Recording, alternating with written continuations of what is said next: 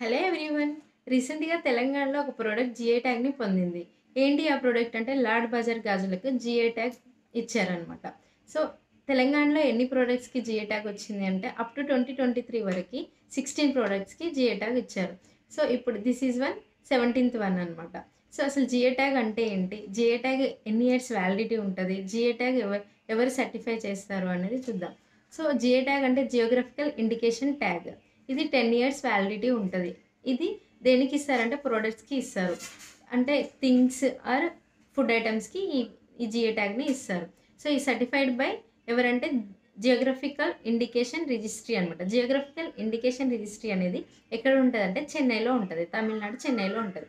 Next మన ఇండియాలో first product ఏంటి జిఐ ట్యాగ్ పొందినది అంటే డార్జిలింగ్ టీ.